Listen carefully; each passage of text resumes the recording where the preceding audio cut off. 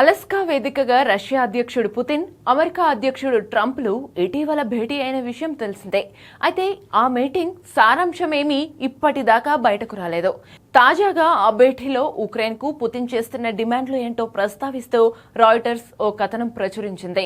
Russia అధ్యక్ష కార్యాలయం, Kremlin వర్గాలు వెల్లడించిన ఆ డిమాండ్లలో మొదటిది డోన్బాస్ ప్రాంతాన్ని పూర్తిగా అప్పగించడం, రెండవది నాటోలో చేరాలనే ఆలోచనను పక్కన పెట్టేయడం, చివరిది పశ్చిమ దేశాల బలగాల మోహరింపు ఎట్టి పరిస్థితుల్లో ఉండకూడదు.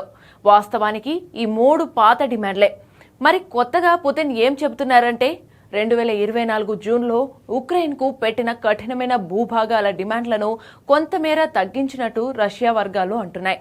కొత్త ప్రతిపాదనల్లో డోన్బాస్లో రష్యా నియంత్రణలో ఉన్న భాగాల నుంచి ఉక్రెయిన్ పూర్తిగా వెనక్కి తగ్గాలి, జపోరిజియా, ఖెర్సన్ ప్రాంతాల్లో ప్రస్తుత యుద్ధ రేఖలను రష్యా నిలిపివేస్తుంది, ఖార్కివ్, సుమి ప్రాంతాల్లో రష్యా ఆక్రమించిన చిన్న భాగాలను తిరిగి అప్పగించేందుకు సిద్ధంగా ఉంది.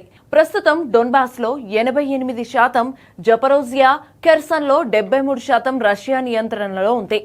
అయితే నాటో విస్తరణపై నిషేధం, యుక్రెయిన్ సైన్యంపై పరిమితులు, పశ్చిమ శాంతి బలగాలు మోహరింపు నిషేధం వంటి పాత డిమాండ్లు మాత్రం కొనసాగుతున్నాయి. గతంలో ఈ డిమాండ్లను సరెండర్గా ఉక్రెయిన్ అభివర్ణించిన సంగతి తెలిసిందే.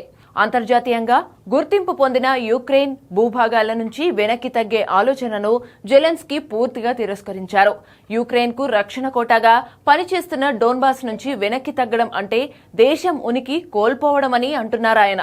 ఇక నాటో సభ్యత్వం రాజ్యాంగబద్ధ లక్ష్యమని చెప్పారు. పైగా దీనిని యుక్రెయిన్కు భద్రతా హామీగా భావిస్తున్నారు. నాటో సభ్యత్వంపై నిర్ణయం తీసుకునే హక్కు రష్యాకు లేదంటున్నారు జెలెన్స్కీ. ఇదిలా ఉంటే రష్యా కొత్త ప్రతిపాదనలపై వైట్ హౌస్, నాటో ఇప్పటి వరకు స్పందించలేదు. యుక్రెయిన్ డోన్బాస్ను అప్పగించేందుకు సిద్ధంగా ఉందా అనే అంశంపై రష్యాకు స్పష్టత లేదు. అమెరికా రష్యా ఆక్రమించిన భూభాగాలను గుర్తిస్తుందా అనే ప్రశ్న కూడా ఇంకా పరిష్కారం అవ్వలేదు. ఈ పరిస్థితుల్లో శాంతి ఒప్పందం కుదురుతుందా అని అంతర్జాతీయ పరిశీలకులు అనుమానాలు వ్యక్తం చేస్తున్నారు.